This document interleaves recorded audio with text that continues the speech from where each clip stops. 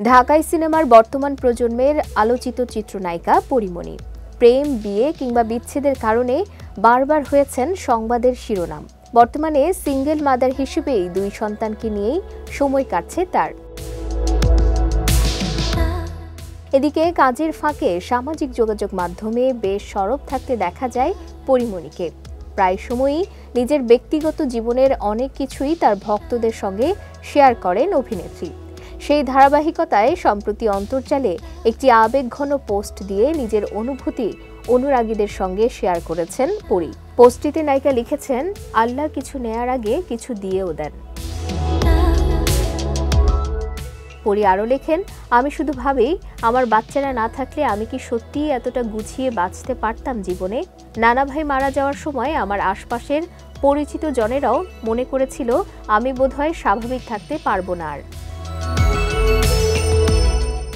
পরীমণি বলেন, এখন এই মুহূর্তেও আমি ঠিক এটাই ভাবছি, মহান আল্লাহ পৃথিবীর সবকিছু কত অদ্ভুত সুন্দর করে প্রতিটি জীবনের যোগ বিয়োগের ভারসাম্য করে দেন।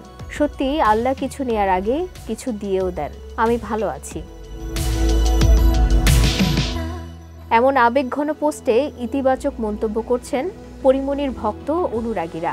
ভক্তরা কমেন্ট বক্সে তাদের সমর্থন ও ভালোবাসা জানিয়েছেন অভিনেত্রীকে। অনেকেই তার পোস্টটি শেয়ারও করেছেন। এদিকে নতুন কাজের পাশাপাশি নিজের ব্যবসা প্রতিষ্ঠান নিয়ে বেশ ব্যস্ত সময় পার করছেন এই নায়িকা।